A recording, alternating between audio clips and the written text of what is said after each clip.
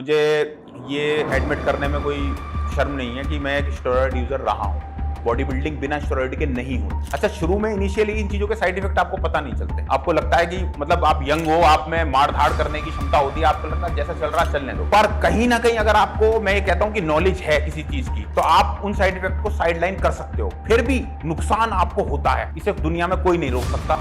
Skin पे acne, उस समय सबसे ज्यादा hair loss, high BP, blood pressure बढ़ जाना, ये सब चीजें, तो एंजाइटी, हाई कैफीन लेने की वजह से ये साइड इफेक्ट भी मैंने एक टाइम में फेस करे हैं। आप और हम कितनी बार लाइफ में सोचते हैं कि यार मैं कल से एक्सरसाइज शुरू करूंगा, पर इसको फॉलो करने में हम में से कितने लोग मोटिवेशन जुटा पाते हैं। जिम की फीस तो हम दे देते हैं, लेकिन जाते कितने दिन हैं। आज मैं आपको मिलवाने वाला हूं एक ऐसे एथलीट से जो शुरुआत में एक 114 किलो का ओबीस लड़का था और आज वो एक फिटनेस आइकॉन है, जिन्होंने 50+ मैराथन में पार्टिसिपेट किया है, जिसमें अल्ट्रा टफमैन जैसे टाइटल्स भी हैं, और इन्होंने कई प्रोफेशनल बॉडी बिल्डिंग्स के टाइटल्स भी जीते हुए हैं। जो हमारी ऑडियंसेस में प्रोफेशनल एथलीट हैं वो इन टाइटल्स को जरूर जानते होंगे। तो आइए जानते हैं सत्य यादव की जर्नी के बारे में।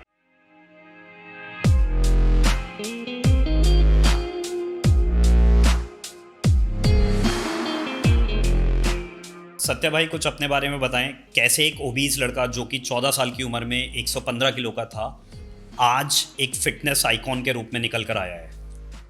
सत्यम भाई, सबसे पहले तो मैं अचीवमेंट्स के बारे में बताना चाहूँगा कि 2009 में मैं बॉडी बिल्डिंग चैंपियन बना था ओवरऑल। 2010 में नॉर्थ इंडिया चैंपियन बना था, और उसके बाद कुछ इंजरी या कुछ रीज़न से मैं मैराथन की तरफ आ गया था। फिर मैराथन में 2017 में टफमैन मैराथन चैंपियन रहा मैं गोवा। 2018 में टफमैन मैराथन चैंपियन रहा मैं जैसलमेर।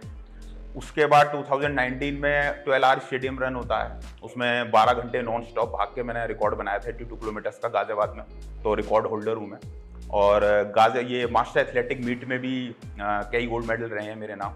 और नोएडा ग्रैंड मैराथन में भी चैंपियन रहा हूँ। स्टारी नाइट मैराथन है, उसमें भी लगभग टॉप 5 में रहा हूँ हमेशा। और थोड़ा जैसा कि आप जानते हैं कि बैडमिंटन में भी थोड़ा मेरा इंटरेस्ट रहा है, कॉर्पोरेट में ही सही, पर थोड़ा उसमें भी मेरा इंटरेस्ट काफ़ी रहा। और जर्नी का सत्यम भाई थोड़ा सा ऐसा है कि मैं बड़ा 9 या 10 साल की मेरी एज रही होगी, उस समय लगभग मेरा 104 किलो वेट था, तो बड़ा मोटा हुआ करता था। तो अब इसकी मोटे के बड़े कॉन्सिक्वेंसेस होते हैं। तो जर्नी में तो एक छोटी सी घटना बताऊंगा मैं कि मैं स्कूल में जो मेरी क्लास थी वो 2nd फ्लोर पे हुआ करती थी जब मैं 12 या 11 साल का था, जितना कि मुझे ध्यान है। तो जब लंच ब्रेक होता है, सब बच्चे पानी पीते हैं या उसके बाद भाग के लेट होने की वजह से क्लास में जाते हैं, तो मैं 2nd फ्लोर पे भाग के नहीं जा पाता था।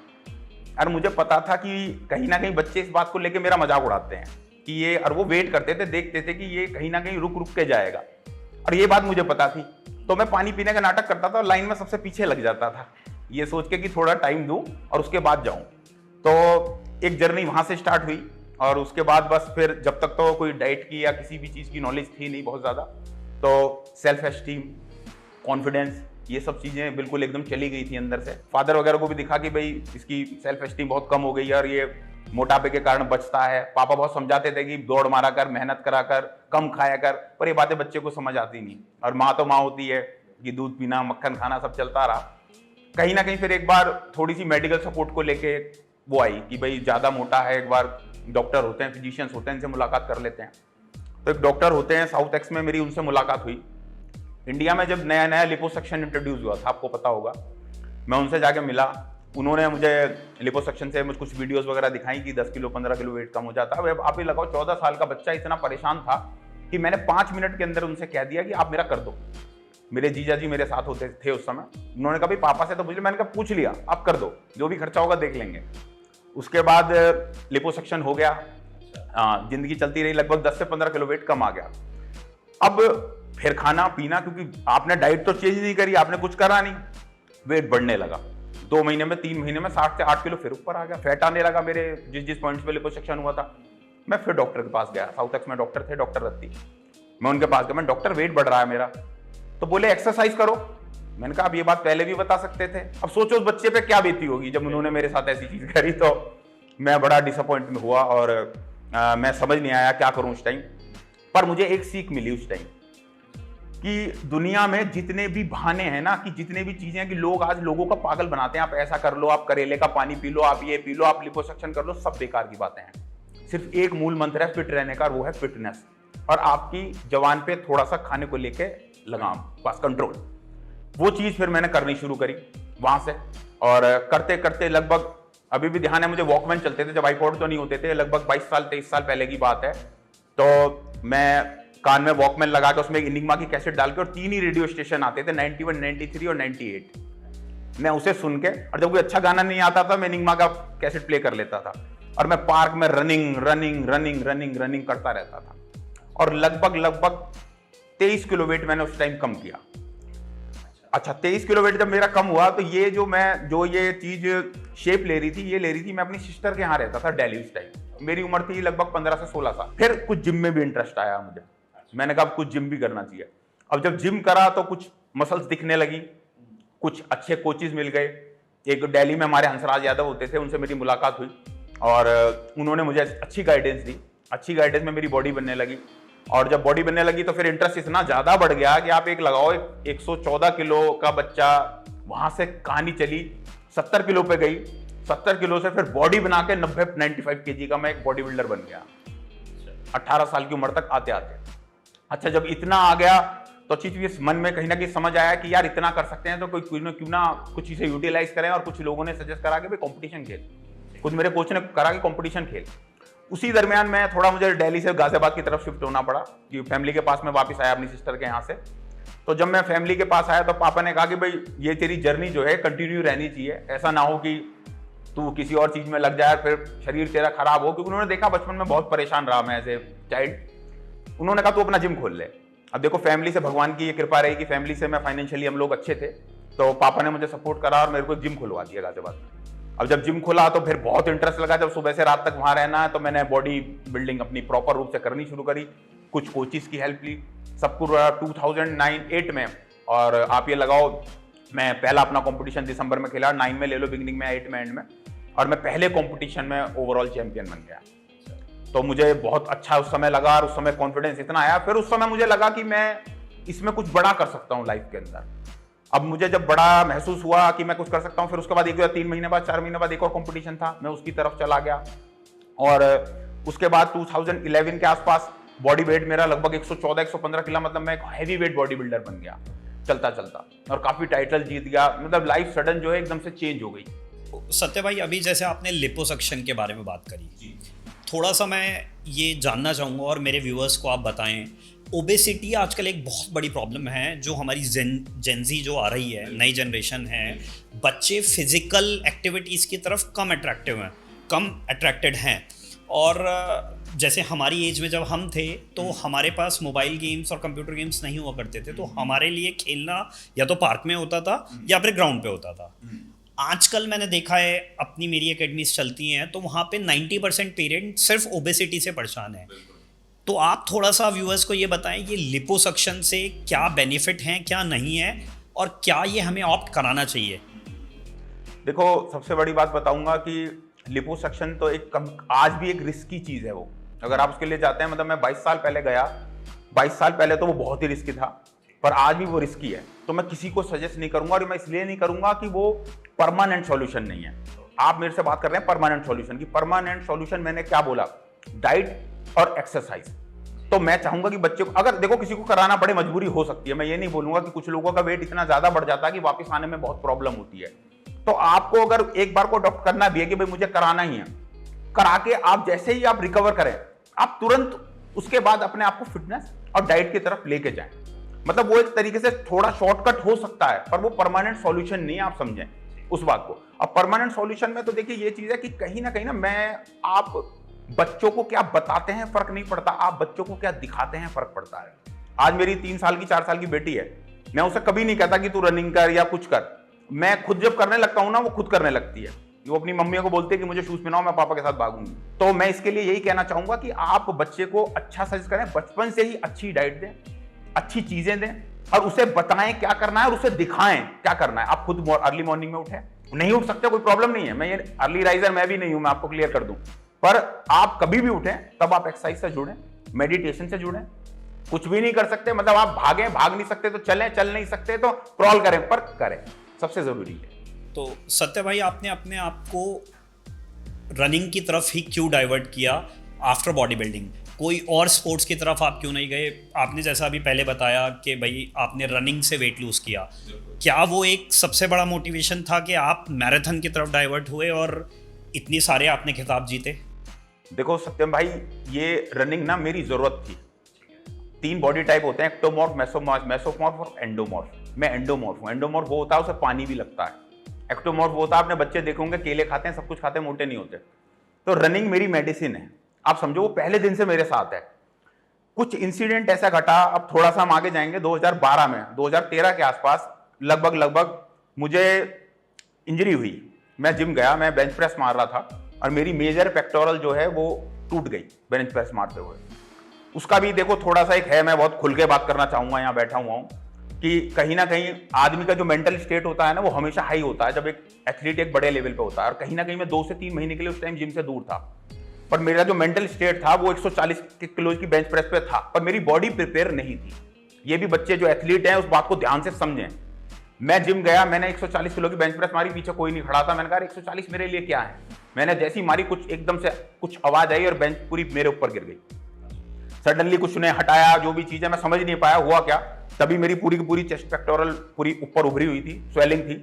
मैं तुरंत डॉक्टर के पास गया, यशोदा हॉस्पिटल गया, तो उन्होंने फिर मुझे बताया मेजर पेक्टोरल टूट चुकी है। अच्छा, इसकी सर्जरी होती है सडन, पर एक मेरे कलीग हैं, उन्होंने मुझे बताया कि कहीं ना कहीं कुछ रेशे मसल्स के रह जाते हैं जो रीग्रोथ कर जाते हैं, तो ऐसा हो सकता है कुछ रह गए हो, तो आप इतनी जल्दबाजी मत करो। तो मैं जब 15-20 दिन बाद एमआरआई के लिए गया, तो एमआरआई में मुझे पता चला कि कुछ भी रेशे वेशे नहीं है और प्रॉपर जो टेंडन है वो टूट चुका है, कि उसमें कोई सॉल्यूशन नहीं है, अब सर्जरी कराओ। अच्छा, तब तक दर्द वर्द सब खत्म हो चुका था, तो मन हुआ नहीं सर्जरी का। अच्छा, फिर मोराल इतना टूटा अंदर से, आदमी इतना टूटा कि करूं क्या यार, कुछ समझ नहीं आया, हताश हो गया। रिकवरी हो गई, जैसी बेंच घर जिम जाता, हल्का सा डंबल या कुछ मारने की कोशिश कर रहा, 10 किलो के 2 डंबल उठाए। इस हाथ में तो वो डंबल 20 किलो का लगता और इसमें 10 किलो का लगता, क्योंकि मसल थी नहीं, सपोर्टिंग मसल। अब उससे प्रॉब्लम होने लगी। अब ऐसे ही जिंदगी 2 साल 2.5 साल आगे बढ़ी, बड़ा मतलब हताश हो गया था मैं लाइफ से लेके। अब जब जिंदगी आगे बढ़ी तो एक बार मैं फिर जिम ज्वाइन करा, मैंने स्पोर्ट्स फिट जिम होता है, मैंने वो ज्वाइन कर लिया। तो वहां पे मेरे एक स्कूल के पीटी आई हैं अमित चौधरी जी, उनका भी बड़ा एहसान रहा मेरे ऊपर। तो उन्होंने एक ऐसे ही मैराथन ऑर्गेनाइज कर दी फ्रेंडली जिम के अंदर। 2017 या 16 एंड की बात है। अब मैं उस मैराथन में पार्टिसिपेट कर लिया मैंने। अच्छा, कोई वो नहीं था, मैं रनिंग करता था, तो मैंने कहा क्या प्रॉब्लम है, हम भी दौड़ लेंगे यार, सब दौड़ रहे हैं। तो 60-70 लोग थे, मैं उसमें भाग लिया। चलिए जी, भाग लिया, सबसे आगे था, भागता रहा, देखा तो दूर दूर तक कोई नहीं है, जीत गया। कोई बात नहीं, वो भी ऐसा पॉइंट नहीं था कि मैं कुछ सोचूं, क्योंकि सभी लोग, कोई प्रोफेशनल रनर नहीं था, मैं भी नहीं था, तो ठीक है। पर जब वो एक छोटा सा उन्होंने पोडियम रख रखा था अमित भाई ने, तो मैं फर्स्ट, सेकंड एक बच्चा थर्ड। अब मैंने दोनों को देखा जो मेरे दूर दूर खड़े थे, मैंने कहा भाई आप देखे नहीं मैंने कभी जिम में। तो वो मुझसे बोले कि भैया हम तो आर्मी की तैयारी कर रहे थे इसलिए आ गए। अब मेरे दिमाग में बत्ती जली सत्यम भाई। मैंने कहा यार, जब आर्मी के बच्चों को तू पीछे छोड़ रहा है तो कुछ तो है अंदर। चलो ठीक है, किसी से कोई जिक्र नहीं करा, घर आ गए। indiarunning.com पे गया कुछ दिन बाद और एक मैराथन एनरोल कर ली, छोटी सी, नेहरू पार्क में मैराथन होती है, वहां चला गया। अब वहां दौड़ने पहुंचा तो वहां लगभग 60-70 लोग थे, 2-4 10-5 प्रोफेशनल रनर्स भी थे, ठीक ठाक जो थे। वहां मैं भागा तो मैं टॉप 3 में आ गया। अब मुझे समझ आ गई, मैंने कहा तेरे अंदर कैपेबिलिटीज हैं, स्टेमिना है। क्योंकि मतलब थोड़ा आप बॉडी बिल्डिंग बॉडी में देखेंगे तो बॉडी में मैं वैसे हैवी हूं, बहुत इजीली आदमी को हैरानी होती है कि आप इतना स्पीड कैसे है, आपकी 45 मिनट में 10 किलोमीटर कर देते हैं, स्पीड कैसे है। पर वो स्ट्रेंथ उसी हिसाब से बॉडी की डॉक्टरी जैसे मैं शुरू से लेके चला। और उसके बाद तो फिर बस रुकने का नाम नहीं, फिर कई बॉडी बिल्डिंग इसके मैराथन्स के कंपटीशन है, मैं पार्टिसिपेट करता रहा। फिर टफमैन जिस दिन कर दी उसके बाद तो मैंने रुकने का नाम नहीं लिया। और बस अभी 5 दिन पहले भी गुरुग्राम मैराथन दौड़ के आ रहा हूँ। बस फिर तो चलती रही जर्नी, और पता नहीं कब तक चलेगी, जब तक भगवान चलाएगा उस दिन तक चलेगी। नहीं, हम भगवान से बिल्कुल प्रार्थना करेंगे कि आप 100 से ज़्यादा, क्या बल्कि 1000 से ज़्यादा मैराथन दौड़े। सत्य भाई, उस समय के बारे में बताएं जब आपको इंजरी हुई। आपने बताया कि आपके पेक्टोरल मसल चेस्ट की रप्चर हो गई थी। तो मैं थोड़ा सा अपने व्यूअर्स के लिए ये जानना चाहता हूँ, मैं भी एक स्पोर्ट्समैन रहा हूँ, मैंने स्टेट लेवल पे बास्केटबॉल रिप्रेजेंट किया है गाजियाबाद को ही। जो फेज़ है आज के टाइम में एक स्पोर्ट्समैन का, एक एथलीट का, जब उसे इंजरी हो जाती है, तो हमारे इंडिया में बहुत सारे मीडियम अभी नहीं है ग्रास रूट लेवल पे, और एक इंजरी से ओवरकम आने के लिए एक प्लेयर को बहुत सारे फैक्टर्स लगते हैं, जैसे कि उसे मेंटली स्ट्रांग होना चाहिए, उसके आसपास का एनवायरनमेंट एक बहुत सूटेबल होना चाहिए कि वो इंजरी को बहुत जल्दी ओवरकम कर ले। तो आप कुछ अपने उस समय के बारे में बताएं जब आप बॉडी बिल्डिंग के पीक पे थे और आपको ये इंजरी हुई, तो आपने उन फेलियर्स या उस समय को कैसे ओवरकम किया और उस इंजरी से आप कैसे उभर के आए। आपने रनिंग के बारे में बताया, बट थोड़ा सा मैं उन प्लेयर्स के लिए ये एक लेसन भी या एक आपकी राय उन्हें देना चाहूँगा कि हताश ना होएं, अप एंड डाउन लाइफ में चलते रहते हैं और कैसे हम एक डाउन फेज को ओवरकम कर सकते हैं। तो उसके बारे में थोड़ा सा बताएं तो अच्छा लगेगा। देखो सत्यम भाई, सबसे पहले एक बात बताऊंगा कि ये जो पेक्टोरल मेजर इंजरी जो हुई थी, ये कोई बहुत बड़ा इवेंट नहीं था मेरी लाइफ में। उससे पहले 2 इवेंट ऐसे घटे कि 2010 में मैंने अपनी मदर को खो दिया, 2011 में मैंने अपने भाई को खो दिया। तो मैं कहीं ना कहीं उस समय बहुत टूटा हुआ था, हताश था। मैं डिप्रेशन शब्द का इस्तेमाल नहीं करता कभी अपने लिए, ना ही करूंगा। और उसी दरमियान मैं कुछ उभर के आना चाहता था उन सब चीज़ों से, क्योंकि भाई और मेरे में 1.5 साल का अंतर था सिर्फ। मैं उन चीज़ों से उभरने की कोशिश कर रहा था, तभी ये इंजरी होगी। मतलब आप ये कह सकते हो कि एक झटके में 3 साल में सब कुछ छिन गया। जो आपने बॉडी बिल्डिंग में करा, मदर छिन गई, भाई छिन गया, बॉडी बिल्डिंग छिन गई, सब कुछ छिन गया। तो अब मैं एक सजेशन दूंगा इस चीज़ के पीछे कि आज भी जब मुझसे कोई पूछता है कि सबसे स्ट्रॉन्गेस्ट मसल क्या है आपकी पूरी शरीर के अंदर, तो मैं उनसे बोलता हूं कि ब्रेन। हालांकि फैट है, पर फैट से बना होता है, वाटर से बना होता है, पर ये सबसे स्ट्रॉन्ग। इसे अगर आपने मजबूत कर लिया, मैंने एक शब्द का इस्तेमाल करा, आपने गौर करा होगा कि डिप्रेशन शब्द का इस्तेमाल नहीं करता मैं, ये कभी नहीं करना चाहिए अपने लिए, ठीक है ना। ह्यूमन माइंड, ह्यूमन बॉडी लड़ने के लिए बनी है और वो लड़ती है अंत तक। और कभी किसी को भरोसा ना हो कि वो लड़ सकता है, तो एक बार वो अपनी नाक बंद कर ले और पानी में छलांग लगा दे, उसे खुद पता चल जाएगा ह्यूमन बॉडी कैसे लड़ती है। आपका मन कह रहा होगा मैं मरना चाहता हूं, पर बॉडी कह रही होगी मैं मरने नहीं दूंगी, समझ गए। तो उस समय मैंने कुछ लड़ाइयां लड़ी, अपने आप से लड़ी। बड़ी प्रॉब्लम हुई घर के अंदर मैं और मेरे फादर रह गए थे बस, और कोई रहा नहीं। पापा की सेहत को लेकर मुझे चिंता होने लगी, मेरी सेहत खुद खराब होने लगी, छोटी मोटी इंजरी चलती रहती थी, कैसे लाइफ में आगे चला जाएगा, कैसे चीजें होंगी, सवाल आते थे, एंजाइटी होती थी। कोई परेशानी पर निकलना था, लड़ना था चीजों से। तो मैं उन चीजों से लड़ा और बहुत अच्छी तरह उभरा। और धन्यवाद करता हूं मैं भगवान का, ईश्वर का, कि उन्होंने मुझे फिर एक ऐसा रास्ता दिखाया कि मैं उस रास्ते पर चलता रहा कॉन्फिडेंसली, और मुझे बहुत कुछ फिर अचीव होता रहा। तो जैसा कि आपने बताया, मुझे ये समझ में आता है अगर हमारे साथ कोई लो फेज लाइफ में आ रहा है तो डाइवर्जन एक राइट डायरेक्शन में बहुत ज़रूरी है। जैसे आपने रनिंग को पकड़ा उस टाइम पे, तो मैं भी अपने जो एथलीट्स हैं, भाई हैं, स्पोर्ट्स पर्सन हैं, उन्हें यही कहूँगा, लाइफ में अप एंड डाउन आते हैं, अपने को आप राइट डायरेक्शन में डाइवर्ट करें। जो आपकी हॉबी रही है आप उसे फॉलो करना स्टार्ट करें, तो आप उस फेज में बहुत जल्दी निकल जाएंगे। सत्य भाई, मेरे व्यूअर्स को कुछ बताएं, ये जो मैराथन्स होती हैं, हमें तो, मैं खुद स्पोर्ट्स बैकग्राउंड से रहा हूँ, तो मुझे सिर्फ मैराथन की तरह ही पता है। जब मैं आपके बारे में थोड़ा स्टडी कर रहा था तब मुझे पता चला कि कुछ अल्ट्रा टफमैन और टफमैन जैसे टाइटल्स होते हैं मैराथन रेसेस में। तो हमारे व्यूअर्स को कुछ बताएं, आपने इतनी सारी मैराथन रन करी हैं, इन मैराथन्स में क्या डिफरेंस होता है और क्या क्या टाइटल हैं। अगर किसी को मैराथन दौड़नी है तो इनके लिए कुछ क्वालिफिकेशन राउंड्स होते हैं या कैसे तैयारी करनी होती है, थोड़ा सा इसके बारे में व्यूअर्स को बताएं। देखिए, जो टफमैन मैराथन होती है ना, ये अपनी कंडीशंस के लिए मशहूर है कि ये अलग अलग कंडीशंस में होती है। कि जैसे गोवा में होती है, तो गोवा में क्या होता है, अक्टूबर में होती है, ह्यूमिड बहुत होता है, गर्मी बहुत होती है, और वो बीच के किनारे होती है। अच्छा, कुछ साइड इफेक्ट ना दौड़ने के बाद ही पता चलते हैं। कि मैं जब पहली बार भागा तो मुझे लगा जैसे गर्मी सी लगी, तो मैं थोड़ा सा पानी की तरफ चला गया और मैंने अपने पैर भिगो लिए। अब बाद में पता चला कि वो पैर नहीं भिगोने थे, वो नमक का पानी है, छाले पड़े, और उसके बाद पूरे के पूरे पैरों की हालत खराब हो गई। तो चलिए, वो एक फेस है। खैर, पर टफमैन की जो मैराथन है, फिर वो जैसलमेर की जो होती है, वो एक अलग कंडीशन होती है। उसकी क्या कंडीशन है कि सुबह 6 बजे, 6:30 बजे तो वहाँ 10 डिग्री टेम्परेचर होता है। 11, 11:30 बजे जब आप 50 किलोमीटर के आसपास होते हैं, वहाँ 35 से 40 डिग्री टेम्परेचर पहुंच जाता है, और सैंड नीचे रेत होता ही है, उससे प्रॉब्लम होती है।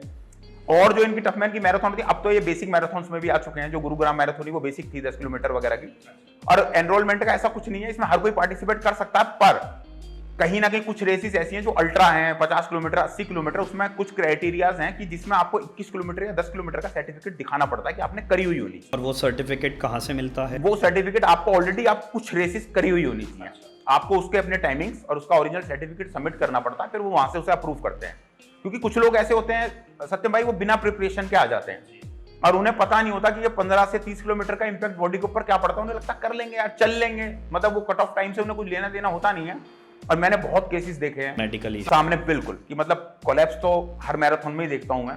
हाँ, मैं तो गौर नहीं करता है। देखिए, वो अच्छी बात है कि जिन मैराथन में जाता हूँ वो मेडिकल सुविधा होती है।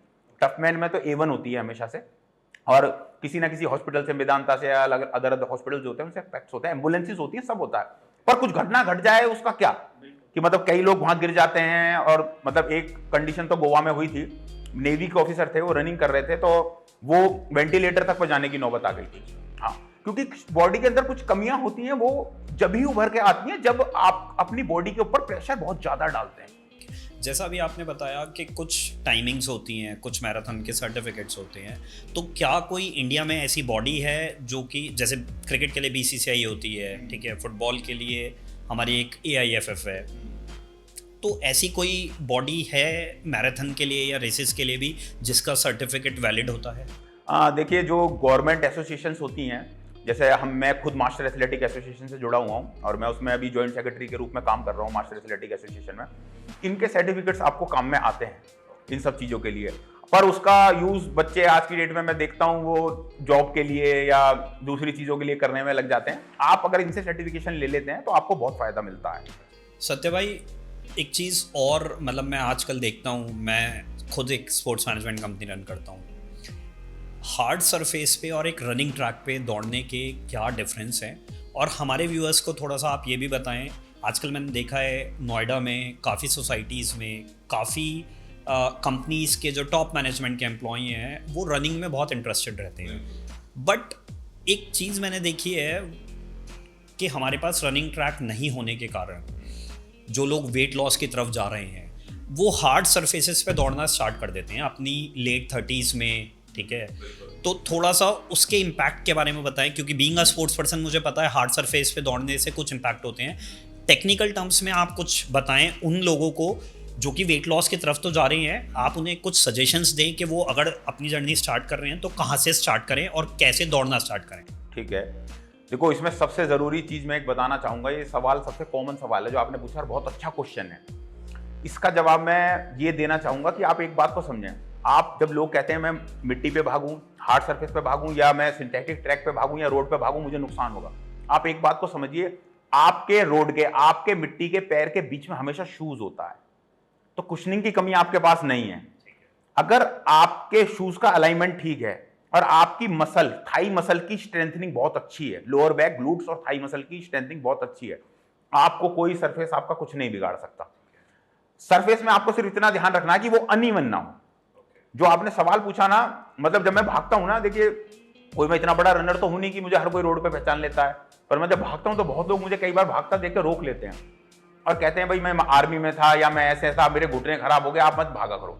अब मुझे तो 25 साल हो गए भागते भागते, मेरा तो कुछ बिगड़ा नहीं आ सकता, मैं तो मानने से रहा उनकी बात को। तो मैं हमेशा यही इस बात का जवाब ऐसे ही देता हूं कि कुशनिंग के लिए आपका शूज हमेशा रोड के और आपके बीच में है, तो आपको उसको चिंता नहीं करनी, आपको एक अच्छे शूज की चिंता करनी है। आपको एक अच्छा शूज लेना, मैं कंपनी सजेस्ट नहीं करूंगा कोई शूज, क्योंकि सबके अलग अलग जो आपको सूट करता है वो कंपनी ले सकते हैं, और आप उसे शूज को अच्छा यूज करें, अपने बॉडी के अलाइनमेंट को बिल्कुल ठीक रखें। इसके अलाइनमेंट के लिए बहुत अच्छी एक्सरसाइज है कि आप एक पैर पे खड़े होकर अपने आप को बैलेंस कर सकते हैं, या थोड़ा अनइवन जो सरफेस होता है, बुजू बॉल वगैरह होती है, आप उस पर अपने आप को बैलेंस आउट कर सकते हैं। बैलेंस करने से उससे आपका जो अलाइनमेंट है बॉडी का वो ठीक रहेगा। जब तक अलाइनमेंट ठीक है आपको प्रॉब्लम कभी नहीं आएगी। अपनी थाई मसल को स्ट्रेंथ, जो घुटने के आसपास, नीज के आसपास की मसल है, काफ मसल, थाई मसल को स्ट्रेंथ दो। कुछ लोग गलती करते हैं कि वो भागते रहते हैं, स्ट्रेंथ की एक्सरसाइज नहीं करते, सबसे बड़ी गलती है। रनिंग से ज्यादा जरूरी है स्ट्रेंथ की एक्सरसाइज, वो बहुत जरूरी है। आप उसे दो, आपके पैर में कभी कोई प्रॉब्लम नहीं आई, और अगर आती है मुझसे या किसी रनर से पूछने से अच्छा है आप किसी अच्छे फिजियो पे, अच्छे डॉक्टर से तुरंत सजेशन लें, क्योंकि हर चीज का इलाज है। तो इसका ध्यान रखें कि अपनी स्ट्रेंथनिंग, अपनी डाइट, अपनी नीज का सपोर्ट, अपने अच्छे शूज, अपनी चीजों का ध्यान रखें, तो ऐसी प्रॉब्लम लाइफ में नहीं आएगी और आप 60 साल 70 साल कभी तक भी भाग सकते हैं, घुटने कहीं नहीं जाने वाले। ठीक है, आपकी इन बातों से मुझे जो चीज़ समझ में आई, शूज़ का एक बहुत मेजर रोल है। मैं आपको कंपनी सजेस्ट नहीं करने के लिए बोलूँगा, बट शूज़ की कोई स्पेसिफिकेशंस हैं जो कि रनर्स को या आप जो नया आदमी स्टार्ट कर रहा है रनिंग, उसका कोई बहुत ज़्यादा स्पोर्ट्स से बैकग्राउंड नहीं रहा, आपने जैसे बताया कि आपकी थाई की मसल स्ट्रांग होनी चाहिए, तो शूज़ के लिए भी क्या आप उन्हें सजेशन देना चाहेंगे कि किस टाइप के शूज़ होने चाहिए? नॉर्मल रनिंग शूज़ तो हमारे सारे ही होते हैं, बट उसमें कैसे शूज़ लेने चाहिए? देखो, इसमें एक सबसे ज़रूरी बताऊंगा और एक बहुत आसान सा टेस्ट है जो आप घर में कर सकते हो। जब आप शूज़ लेते हैं, आप जो शूज़ आपको पसंद है वो ले लीजिए। कोई महंगा जूता, मैं वो नहीं कहूँगा, बहुत ज़्यादा सस्ता भी ना हो जूता। आजकल चाइनीज़ कंपनियां जूता बनाती हैं, वो बिल्कुल यूज़ नहीं करना। वो क्या है, वो हल्का सा टिल्ट हो जाता है, वो टेढ़ा हो जाता है और वो आपके पैर को, आपकी बॉडी के अलाइनमेंट को उसी तरफ घुमा देता है। तो इसका बहुत ध्यान रखना है आपको कि जूता थोड़ा हो, किसी भी कंपनी का हो, छोटी से छोटी कंपनी का हो, पर कंपनी का हो, चाइनीज ना हो। दूसरी चीज आपको यह ध्यान रखना है, जो घर में टेस्ट करना है, कि आप थोड़ा सा भागिए। मतलब आप लगभग 50 किलोमीटर 60 किलोमीटर की हफ्ते 2 हफ्ते की अपनी रनिंग करिए।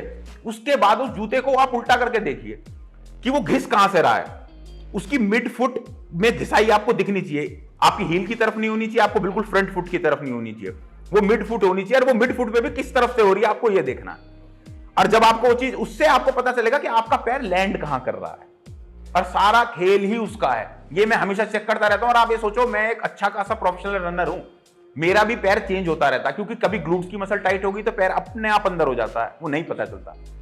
उस समय आपको स्ट्रेचिंग करनी है, रेस्ट करना है, स्ट्रेच करना बॉडी को जितना हो सके। स्ट्रेचिंग से मसल रिलीज हो जाती है, रिलैक्स हो जाती है, बॉडी का अलाइनमेंट बिल्कुल ठीक हो जाता है। वो फिर भी नहीं हो रहा है तो आपको किसी फिजियो से या किसी डॉक्टर से संपर्क करना है, और उससे आप आराम से इजीली आप अपनी ट्रेनिंग को कंटिन्यू कर सकते हैं। इस चीज का सिर्फ आप ध्यान रखें, उसकी कोई जरूरत नहीं। लोगों को लगता है बहुत महंगा जूता है ये, तो मैं जैसे शूज पहनता हूं तो कई बार लगता है कि भैया ये तो नीचे से आपको उठाते होंगे, तो ऐसा कुछ नहीं। देखो, फर्क पड़ता है। मैं ये नहीं कहूंगा सस्ते जूते में महंगे जूते में अंतर नहीं है, पर इतना नहीं है कि आप 10वें नंबर पर रह जाएंगे और एक महंगा जूता पहन के पहले नंबर पर आ जाएगा। इतना अंतर बिल्कुल नहीं है।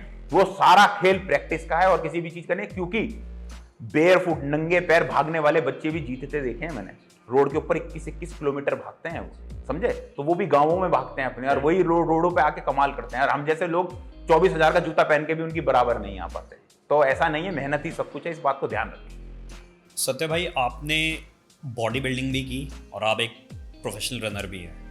ये क्वेश्चन मैं अपने हर गेस्ट से पूछता हूँ जो आने वाला, क्योंकि मैं ये मानता हूँ डाइट एक सबसे मेजर चीज़ है किसी भी स्पोर्ट्समैन या किसी भी एथलीट की लाइफ में। तो आप अपनी डाइट में क्या लेते हैं? और जब हम फिटनेस की बात करते हैं और बॉडी बिल्डिंग में, क्योंकि बहुत सारे मिथ होते हैं जब हम बॉडी बिल्डिंग की बात करते हैं कि यार बॉडी बिल्डर्स को एक स्पेसिफिक डाइट लेनी चाहिए, वेदर इट इज़ कि वेजिटेरियन बॉडी बिल्डर्स बहुत कम होते हैं और नॉन वेजिटेरियन बॉडी बिल्डर्स बहुत ज़्यादा हैं। मैंने कई बॉडी बिल्डर्स के साथ कन्वर्सेशन करी है, तो उनका ये कहना होता है कि बॉडी को प्रोटीन इनटेक वेजिटेरियन डाइट में नहीं मिल पाता। तो थोड़ा सा उसके बारे में बताएं, आप क्या डाइट लेते हैं पहले और क्या लेनी चाहिए?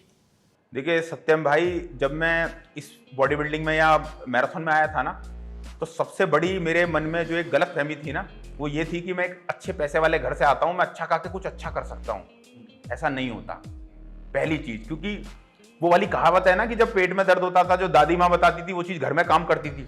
पर आज हमारा फोकस रहता है कि दवाई खा लो तो ज्यादा जल्दी ठीक हो जाओगे। आज भी मैं बहुत समय बाद मैं उस लेवल पे पहुंच पाया हूं कि जो हमारी पुरानी डाइट है और जो हमारी रिच डाइट है, जो हमारे लोग पुराने, मेरे दादा या मेरे फादर या मेरी मदर जो मुझे बताया करती थी, उससे अच्छा कुछ नहीं है। जैसे मैं एक छोटी सी चीज बताऊंगा, पीछे मैंने जिक्र करा था कि मेरे कोचेज ने कुछ चेंजेस कराए थे, मुझे क्रैम्प आने लगे थे। अब आप ये लगाइए, मैं जेल आते हैं जिसमें कैफीन भी होता है, अमीनोस भी होते हैं, मैं वो जेल यूज करता था। अब मैं जेल लेके भाग रहा था और क्रैम्प्स आ रहे थे, एसिडिटी सब कुछ हो रहा था। मेरे राजेंद्र सर कोच मिले, तो वो बहुत ही हम्बल बैकग्राउंड से आते हैं।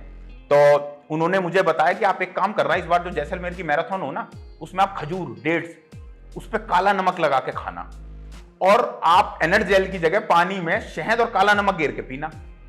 अब आप सोचो, तो मैंने सोचा यार ये क्या बता रहे हैं। एक बार को तो मन हुआ कि ये मत कर, ऐसा ना हो पूरी रेस खराब हो जाए।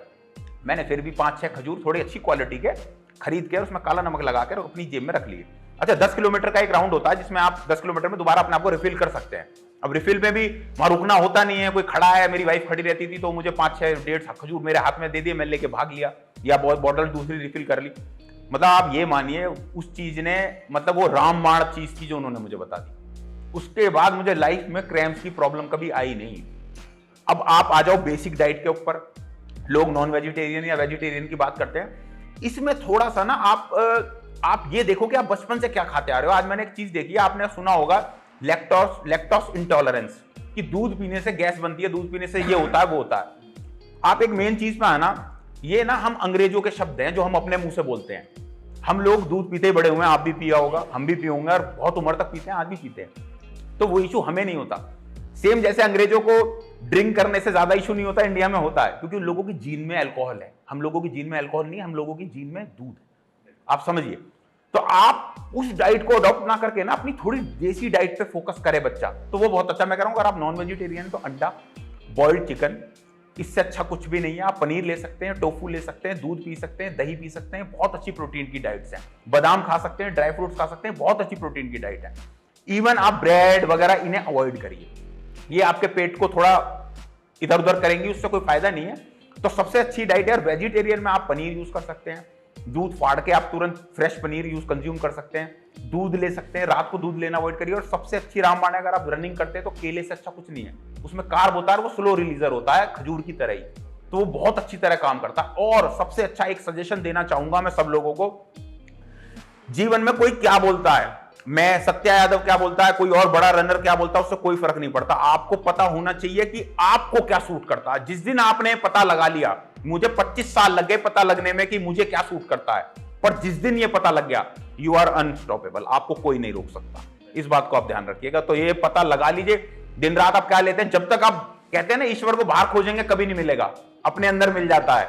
उसी तरीके से अपनी डाइट को बाहर खोजेंगे कि वो भैया क्या खाते हैं, वो दीदी क्या खाती हैं, कुछ नहीं मिलेगा। पर आप एक बार सिर्फ देखिए मुझे क्या सूट कर रहा है, मैं क्या खा के एनर्जेटिक महसूस कर रहा हूं, मैं क्या खा के सुबह एनर्जेटिक महसूस करता हूं, मैं क्या खा के मेरी बॉडी कुछ गलत रिएक्ट कर रही है, बस उस दिन आपकी जिंदगी बदल जाएगी पूरी तरीके से। सत्या भाई, आपने, मैं अगेन दोबारा से बॉडी बिल्डिंग की तरफ ही चलूँगा।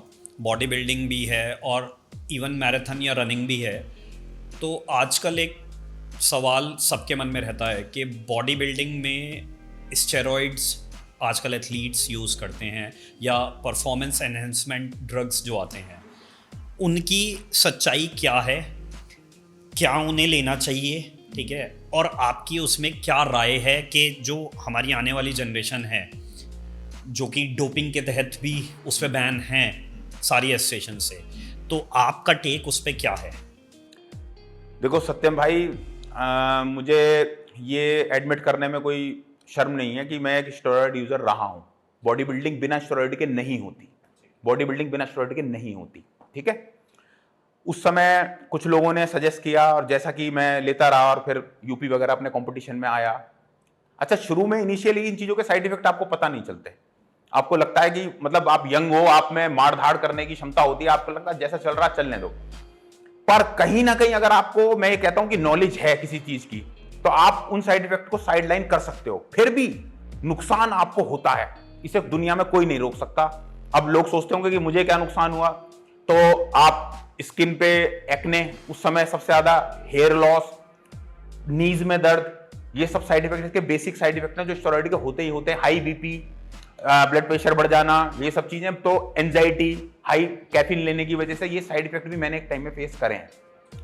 और देखिए, मैं ईश्वर का धन्यवाद करता हूं कि उसने मुझे एक इंजरी दी, और इंजरी की वजह से ही मैं रुका और मैंने अपनी लाइन चेंज करी और मैंने स्टेरॉइड को गुड बाय कहा। क्योंकि रनिंग में स्टेरॉइड का कोई काम नहीं है, रनिंग में इवन कॉफी का भी कोई काम नहीं है। 100 मीटर, 700 मीटर, 1000 मीटर में कॉफी का काम है। जब आप अल्ट्रा करने जा रहे हो ना, आप कॉफी पी रहे हो, तो आपको 15 मिनट, 20 मिनट, 30 मिनट का तो पंप देगी, उसके बाद आप उल्टा और ज्यादा आपको डाउन कर देगी। तो वहां तो सिर्फ खजूर का काम है और किसी चीज का काम नहीं है। तो वो मैं कहूंगा, भगवान ने, जैसे कहते हैं ना, उस समय लगता था मेरे साथ इतना बुरा क्यों करा, मैं कुछ बॉडी बिल्डिंग में कर सकता था। मतलब मैं, आप ये लगाइए, 2012 में मैं अपना पासपोर्ट बनवा रहा था और मैं कुछ अमेरिका में कुछ बॉडी बिल्डर के संपर्क में था, मैं जाके वहां ट्रेनिंग करना चाह रहा था, पर भगवान ने कुछ ऐसा करा कि सडनली मेरे भाई ने पासपोर्ट लिया और वो 10 दिन बाद एक्सपायर हो गया। अब घर की फैमिली मुझे देखनी थी, मैं ही बचा था कोई रहा, तो मैंने वो पासपोर्ट तो साइड रख दिया, फिर कोई काम नहीं था। मतलब भगवान रोकता गया। फिर मैंने सोचा कुछ यहीं अचीव करने की कोशिश करेंगे, तो ईश्वर ने वहां पे मुझे इंजरी दी कि फिर मैं कुछ करा। पर वो मुझे आज समझ आता है कि वो एक सबसे अच्छा पल था जिसकी वजह से मैं स्टेरॉइड से दूर हुआ और मैं एक ऐसे फेस में, ऐसी चीज में आया रनिंग में जहां नेचुरल ही सब कुछ है।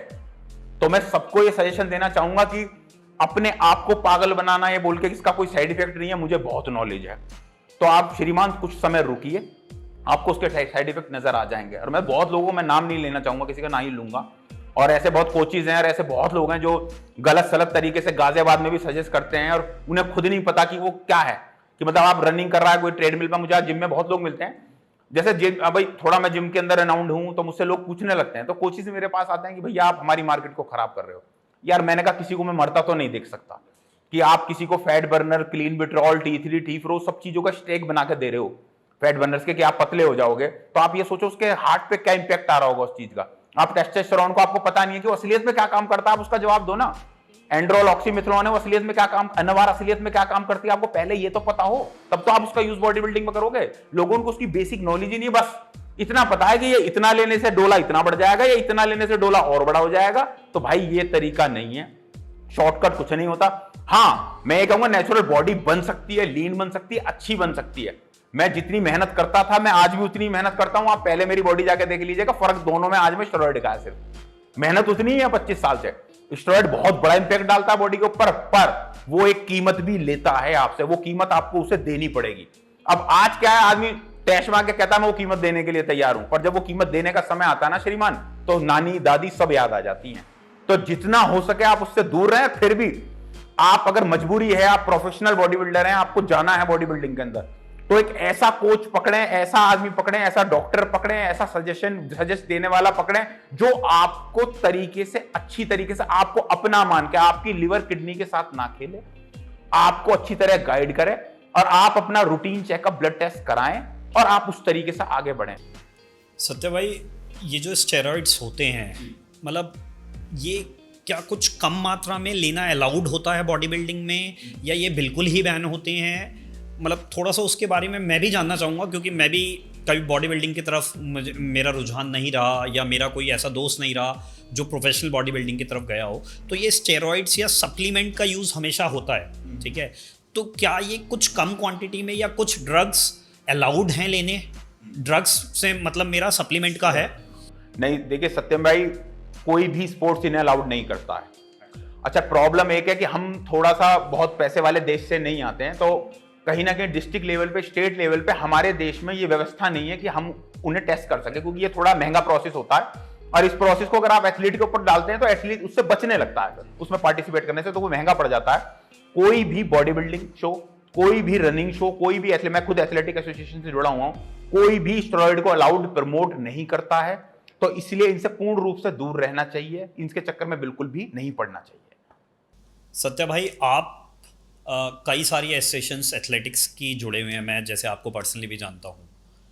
आप हमारे देश में एसोसिएशंस को और देश के रनर्स को क्या एक ऐसी राय देना चाहेंगे, क्या ऐसा चेंज लाना चाहेंगे जिससे जो हमारा ये एथलेटिक्स का गेम है, ठीक है, या रनर्स हैं, उन्हें एक रिकॉग्निशन मिले? क्योंकि मैं जो समझता हूँ आज भी इंडिया में मेन स्ट्रीम स्पोर्ट्स को ही बहुत ज़्यादा इंपॉर्टेंस दी जाती है, और रनिंग कहीं ना कहीं अभी भी एक गाँव का ही वो रह गई है कि बच्चे को आर्मी की तैयारी करनी है या पुलिस की तैयारी करनी है तो वो एक दौड़ लगाता है।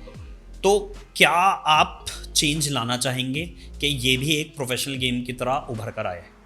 देखो, ये आपने बहुत अच्छा सवाल पूछा कि बेसिक चीज़ों की भी कमी है आज हमारे देश के अंदर। ये तो मैं खुद महसूस करता हूँ। फिर मैं वो वाली बात बोलूँगा कि मैं तो एक अच्छे बैकग्राउंड से आता हूँ।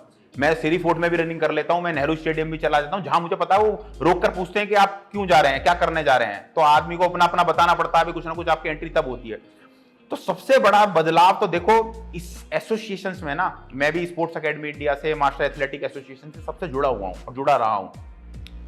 इन पर कहीं ना देखो कुछ लोगों का बड़े लंबे समय से कब्जा चलता हुआ आ रहा है, और कहीं ना कहीं मैं उनसे भी ये आग्रह करूंगा कि इसमें कहीं ना कहीं यूथ को चांस दें।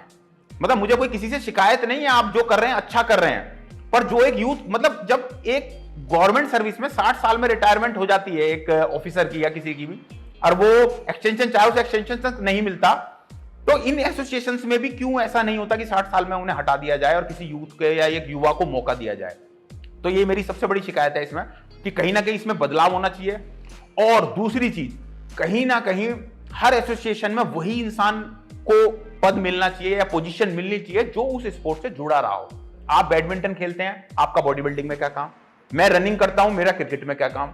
ये हमारे देश में होता है, मैं नाम तो किसी का नहीं लूंगा, और खूब होता है, सबको पता है। बस। तो ये चीज रोकनी बहुत जरूरी है, क्योंकि जब तक आप आज मैं बेसिक चीजों को, आप मैंने बताया कि एक एशिया की बच्ची थी, मैं नेहरू स्टेडियम में रनिंग कर रहा था, उसने देखा कि भैया ठीक है अच्छे कपड़े पहन के भागते हैं, उसने कहा भैया मेरी एक हेल्प करो। मैंने कहा क्या बेटा? कि भैया मेरे पास शूज नहीं है। अब मैं बड़ा हैरान रहा कि एक बच्ची एशिया लेवल के लिए भागने जा रही है और उसके पास एक अच्छे जूते तक नहीं है। तो ऐसी स्थिति क्यों पनपी? ऐसी स्थिति कैसी पनपी कि आप एक एशिया लेवल की बच्ची को आप कहीं से भी मुहैया कराइए, जैसे भी कराइए और करा के भेजिए, पर ऐसा नहीं होता हमारे देश के अंदर। आप समझिए, समझे, आपको बाहर से हेल्प लेना है और साफ कहा जाता है भाई टिकट अपने करा लो, रुकने की व्यवस्था दे देंगे। तो कहीं ना कहीं फिर भी मैं देखो देश के ऊपर भी नहीं डालता, बहुत ज्यादा पैसा हमारे देश के पास है नहीं कि वो हर एथलीट को 1 लाख रुपए 2 लाख रुपए देके स्पॉन्सर कर सके, पर फिर भी कुछ ना से कुछ बेहतर है, आप कुछ तो कर सकते हो।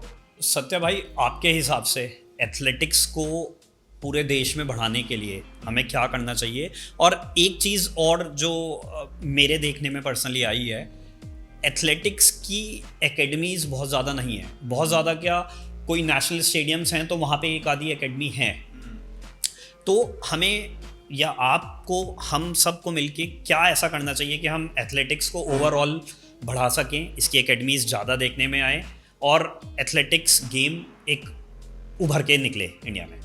देखो इसमें सबसे जरूरी है जो एकेडमीज चल रही हैं उनकी हालत का सुधार हो पहले सबसे, क्योंकि जो कुछ लोग मतलब कोई किसी ने, आप जाके देखेंगे ना, किसी ने खेत के अंदर ग्राउंड क्रिएट कर रखा है, किसी ने, क्योंकि सिंथेटिक ट्रैक तो भूल जाओ, मतलब 70% एथलीट ऐसा है जिसने सिंथेटिक ट्रैक देखा ही नहीं है।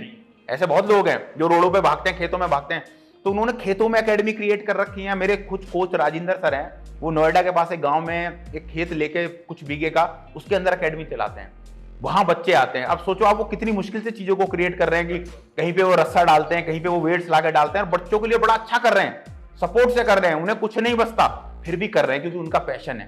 तो अगर इसमें गवर्नमेंट थोड़ा सा सपोर्ट दे, गवर्नमेंट कहीं ना कहीं रोड के ढाबे अगर वो बॉर्डर पे आ जाते हैं, उन्हें तो आप 5-5 लाख का बजट दे देते हो कि यार इन्हें चमकाओ बॉर्डर पे आ रहे हैं, या रोड का कोई बजट दे देते हैं। अभी मोदी जी प्रधानमंत्री हमारे गाजियाबाद में आए थे तो रातों रात सौंदर्यकरण हो गया, जो जहां जो काम हो नहीं रहा था 10 साल से वो रातों रात हो गया। तो मैं उन चीजों में विरोध में नहीं हूं, प्रधानमंत्री आप उनका स्वागत करिए, पर जो बच्चे हैं जो लाइफ में कुछ करना चाहते हैं उनका भी स्वागत करिए, क्योंकि उनमें से ही कल को कोई प्रधानमंत्री बनने वाला है, और कोई पता नहीं कौन कल को क्या कर जाए। बच्चे बड़ी बड़ी क्षमताओं वाले बच्चे हैं सत्यम भाई, देख के बड़ी हैरानी होती है। मतलब कि मैं तो खुद देखो बहुत बड़ा एथलीट नहीं हूं, मतलब देख के कभी कभी बच्चों को ऐसा लगता है कि यार ये इतनी देर में, मतलब 10-10.5 सेकंड के अंदर 100 मीटर मार देता है, वो कहां चले जाते हैं, वो क्यों उसेन बोल्ट तक नहीं 9.58 में क्यों नहीं पहुंच सकता? वो पहुंच सकता है पर उसे कुछ मिलता ही नहीं है, वो इंजर्ड कर बैठता है खुद को, उसके पास पैसे नहीं होते जाने के, अंत में वो अपने गांव लौट जाता है, 21 साल में उसकी शादी कर दी जाती है और माँ बाप कहते हैं तू क्या कमा रहा है। तो थोड़ा पैसा गवर्नमेंट से मिल जाए, थोड़ा सपोर्ट मिल जाए तो सारे काम हो जाएंगे। तो ये चीज गवर्नमेंट को इस बात में थोड़ा सोचना चाहिए, हमारे स्पोर्ट्स मिनिस्टर या जितने भी लोग इससे जुड़े हुए हैं, बल्कि जो इस समय गवर्नमेंट चल रही है बड़ा अच्छा काम कर रही है, बच्चों के लिए बड़ा अच्छा काम कर रही है, तो कम से कम आप एनसीआर के बच्चों को तो आगे लेके चलो। अब एनसीआर के बच्चों की ऐसी हालत है तो थोड़ा सा मैं पूर्वी यूपी की तरफ निकल जाऊं और राजस्थान की तरफ निकल जाऊं तो वहां तो आज कुछ भी नहीं है। तो आप सोचो वो तो सोचते भी नहीं होंगे कि मैं क्या करूं क्या नहीं करूं, तो इस पर ध्यान गवर्नमेंट को देना चाहिए। आपने एक बहुत अच्छी बात कही, गाजियाबाद और नोएडा यूपी के सबसे बड़े शहरों में से एक है, और दोनों ही शहरों में एक भी गवर्नमेंट एथलेटिक्स ट्रैक नहीं है, रनिंग का ट्रैक नहीं है। मतलब ये एक बहुत बड़ा दुर्भाग्य है। मतलब गाजियाबाद तो चलो ठीक है, नोएडा से फिर भी थोड़ा छोटा है। नोएडा तो हम इस तर्ज पे नोएडा अथॉरिटी बना रही है कि उनका विजन है नेक्स्ट 5 ईयर्स में उन्हें बेंगलोर को सरपास करना है, ठीक है, या किसी भी मेट्रो सिटी को सरपास करना है। बट वहाँ पे अगर आप देखेंगे स्पोर्ट्स पर्सन के लिए कोई एथलेटिक्स ट्रैक ही नहीं है, कोई रनिंग ट्रैक ही नहीं है। मतलब इस पे भी मेरी रिक्वेस्ट है अथॉरिटीज़ से, आपके माध्यम से, कि आप एसोसिएशन से जुड़े हुए हैं, कि आपकी जो फाइट है, अगर हमारा कुछ सपोर्ट चाहिए हम बिल्कुल आपके साथ खड़े हैं और ये होना चाहिए। गाज़ियाबाद में जैसे अभी एक इंटरनेशनल स्टेडियम पास हुआ है, तो स्टेडियम में बहुत सारा लैंड एक एक्स्ट्रा लिया जाता है और अदर स्पोर्ट्स के लिए। तो आप भी गाज़ियाबाद से आते हैं, मैं भी गाज़ियाबाद से ही आता हूँ, तो मेरी गाज़ियाबाद डेवलपमेंट अथॉरिटी से या नगर निगम गाज़ियाबाद से, जिसके भी कार्य क्षेत्र में वो आता हो काम, मुझे नहीं पता वो जीडीए कराएगा नगर निगम कराएगा, एक रनिंग ट्रैक गाज़ियाबाद की जनता को मिलना चाहिए। बिल्कुल मिलना चाहिए यार। देखो इसमें छोटी सी बात कहूँगा, 8 साल हो गए भागते भागते, कम से कम 10 बार गाड़ी छू के निकल गई है, बस भगवान ने बचाया है कि 10 बार गाड़ी छू के निकल गई, क्योंकि रोड के ऊपर भाग रहा था। और देखो कहने में कोई शर्म नहीं है कि शाम के टाइम अगर आप प्रैक्टिस करोगे ना तो शराबियों का बोलबाला हो जाता है रात में रोडों के ऊपर। जो एक आध जो सही रोड है जहां लगता है कि ये खाली है तो वहां पे वो लोग घूमने लगते हैं, तो गाड़ी कई बार छू के निकल गई है। बस किसी दिन बहुत लोगों के साथ हो चुकी है अनहोनी, तो भगवान ना करे कभी ऐसा हो, तो गवर्नमेंट को जरूर इसके ऊपर कुछ सोचना चाहिए और एक अच्छा स्टेडियम दे तो हम लोगों को भी मजा आए और कुछ आगे बढ़े। तो सत्या भाई, आखिरी में मैं आपसे और मेरे आने वाले गेस्ट से मैं अधिकतर पूछता हूँ, जो आजकल बॉडी बिल्डर्स हैं या एथलीट्स हैं या रनर्स हैं, क्योंकि आजकल आप सिर्फ रनिंग की तरफ ही हैं, 3 प्रो टिप जो आप आजकल का जो बच्चा है जो अपना करियर रनिंग में, मैराथन में या बॉडी बिल्डिंग में भी बनाना चाहता है, उसे क्या देना चाहेंगे? देखो, सबसे बड़ी टिप तो यही है जो मैंने सबसे आपसे शुरुआत में आपकी मेरी बात हुई थी कि सबसे स्ट्रॉन्ग चीज क्या होती है बॉडी के अंदर, वो ब्रेन होती है। तो सबसे पहले तो आपको इसे मजबूत करना है। दूसरी चीज, आपको एक जिंदगी में बैलेंस बना के चलना बहुत जरूरी है। आप बिल्कुल ये मत सोचिएगा कि बस मैं एक प्रैक्टिस की तरफ सोचता हूं तो बेसिक दूसरी चीजों पे फोकस, स्टडीज हो गई, फैमिलीज हो गई, इन पे फोकस ना करूं, क्योंकि बैलेंस बहुत जरूरी है। अगर आपने बैलेंस बना लिया ना, बहुत लंबा जाएंगे। अगर आप बैलेंस नहीं बना पाए तो बहुत लंबा नहीं जा पाएंगे। तो एक बैलेंस बहुत जरूरी है, अपने उन ऊपर कॉन्फिडेंस बहुत जरूरी है। क्योंकि किसी महापुरुष ने किसी से पूछा कि जिंदगी में जीतता कौन है, तो उसने कहा जीतता वो है जो कभी हार ही नहीं मानता।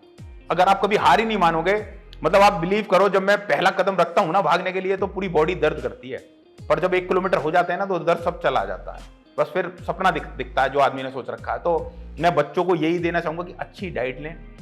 सबसे जरूरी आज एक और चीज है, नशे से बचना भी बहुत जरूरी है, चाहे वो स्टेरॉइड के रूप में हो। एक चीज मैं जरूर बताना चाहूंगा, जिम में आज एक नया जिम का सबसे बड़ा दुश्मन है एम्प और टर्मिन के नाम से, जो प्री वर्कआउट के रूप में यूज किया जाता है।